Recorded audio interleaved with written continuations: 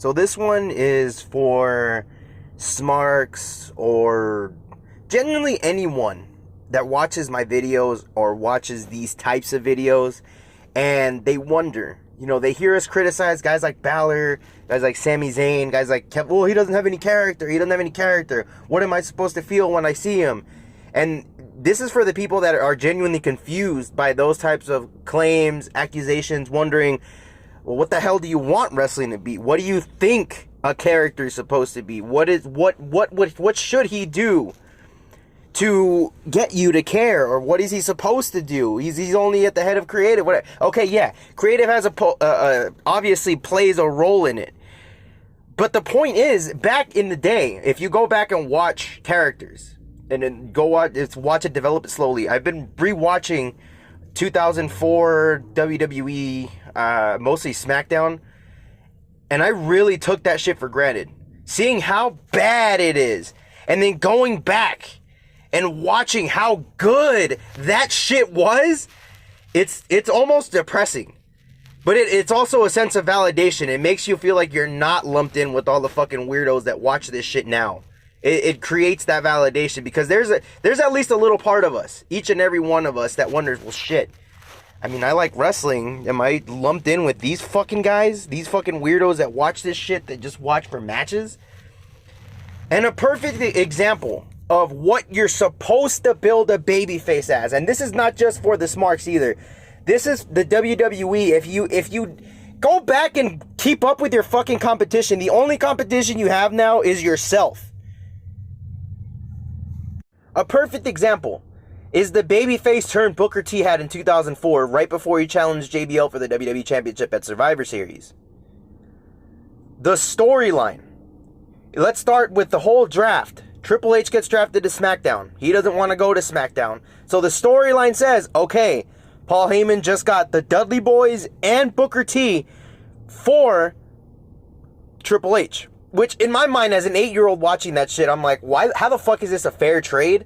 I understand now in the sense of an actual trade. I've made trades like this in fantasy football before, so it makes more sense now. But at the time, I'm like, why the fuck would you trade Triple H for Booker T and the Dudley Boys? I don't know. It seemed dumb, and then seeing how it played out, I guess, made it a little better. Anyway, Booker T has his run as a heel, it feuds with The Undertaker, kind of does nothing. Then, around October, I think it was like right after Heidenreich cost The Undertaker the championship match. And I'm doing this all based off memory. This is how good wrestling was back then. I can do this off memory. I don't need my notes like I do when I watch the show now.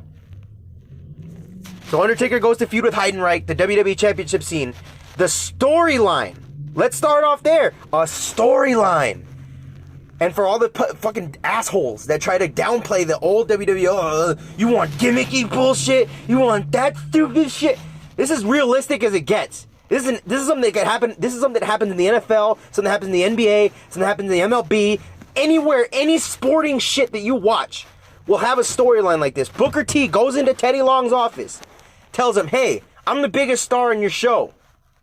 What the fuck's going on? Where's my opportunity? Teddy Long, who actually, by the way, another lost art, is a fucking good authority figure. It doesn't have to be a heel. It just has to be a good authority figure. Teddy Long was a great authority figure. Because not only was he a part of the storylines, he enhanced characters. They don't do that. What the fuck does Sonya Deville enhance? Not a fucking thing. Anyway, the storyline is, I'm a star. Where the fuck is my opportunity? Teddy Long says, you want that opportunity? You got to go grab it. So gradually, that night, he puts him in a 6-man tag team match. He says, you got to step up. Puts him with RVD, Rey Mysterio against JBL, and I can't remember. I watched this like a couple weeks ago. I think it was Orlando Jordan and someone else. I can't remember who the third member was. Or maybe it was Kurt Angle. I don't know. I don't remember. Bottom line is, the whole point of the match, this is another thing that gets lost today, and this is great booking all around. The match itself, the whole time, you pan to Booker T. Booker T's not sold. Oh shit, it's the cops. Just kidding, they're not after me. They heard me mention Booker T's name. They might be coming after. They heard of his rough past. That's all they used to play up to. But hey, man, that's a lovable character. So it's fine. Anyway, So the whole match is they're panning to him. They're showing him he's not sold, that he wants to be a part of the team. And then little by little, you see like little faces that he makes when Rey Mysterio fights back from like a 3-on-1, and he's like, all right, I see what you got. Just that type of shit. It's little shit like that. That's what matches are supposed to be. This whole nuance that there have to be the 5-star classic matches. This is I'm beating a dead horse here. But understand that what we want matches to be is this right here.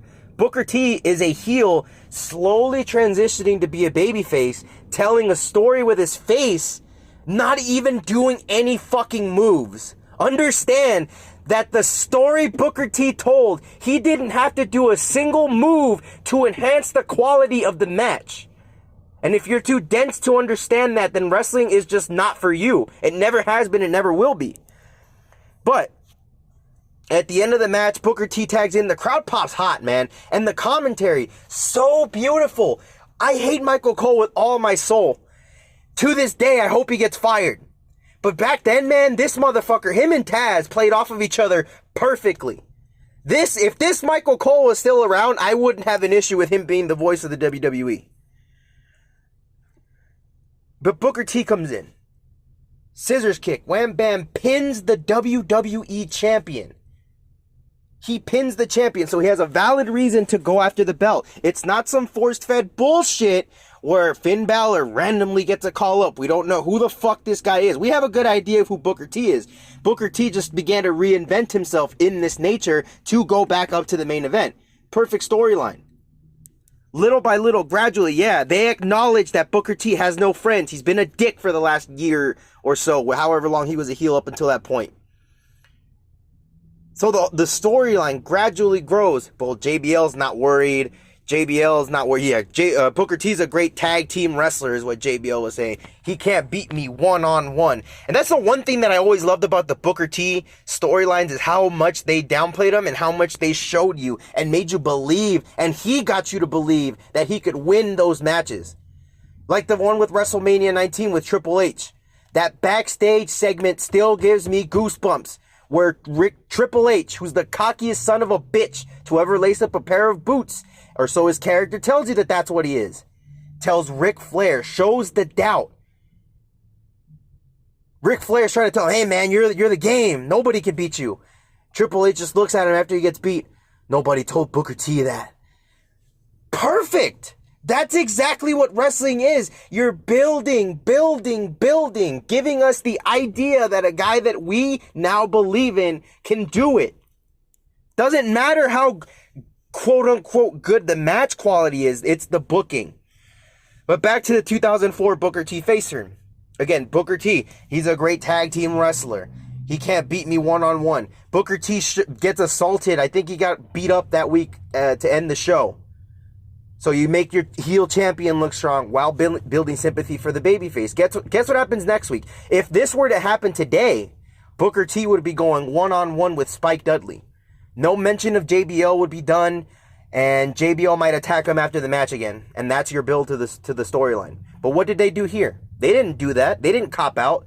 They created tension. They continue to play up to the fact that Booker T has no friends. He was a dick.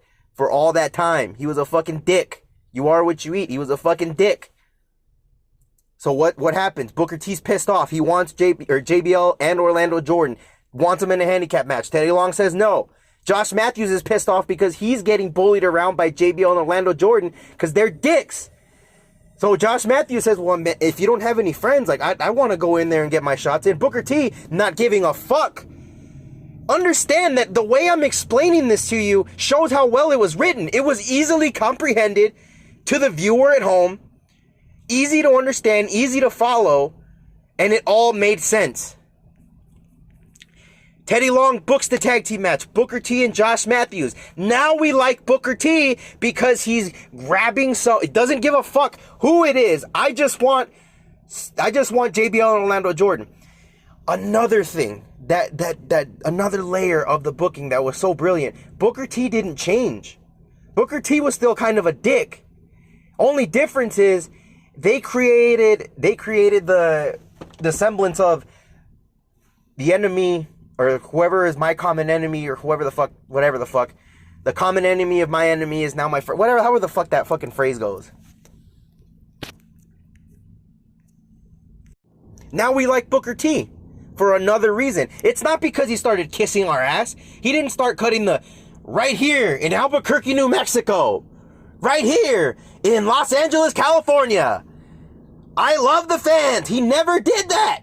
You don't have to do that to create a great babyface. All you need is a good story. This is a perfect example. Booker T did not change. If you go back, you watch an episode from October 1st, 2004, and you watch an episode from like November 20th, 2004 with Booker T on SmackDown, you're not going to notice he's not all of a sudden kissing ass. He's not all of a sudden an ass kicker that's spoiling for a fight after being a chicken shit heel for 10 months. He didn't change. He was still the same guy who was now targeting the WWE Championship because he felt like he was a star and he wasn't utilized properly. And Teddy Long said, well, if you want to be a star, go out there and grab it. It's a beautiful, simple, believable, realistic storyline that I cannot believe they can't do anymore. Yeah, and so the end of the storyline is that Booker T loses.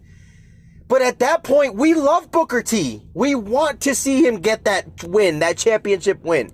It's unfortunate that they didn't really capitalize on it after the fact, but I mean, if you have a roster the way that they did back then, I understand to an extent. But that just goes to show how easy the booking can really be if you really fucking try. And obviously you need a wrestler like Booker T that's good at what they do, but if you really try to create the story, I promise you, it will be there. And Booker T in 2004 is a great example of that.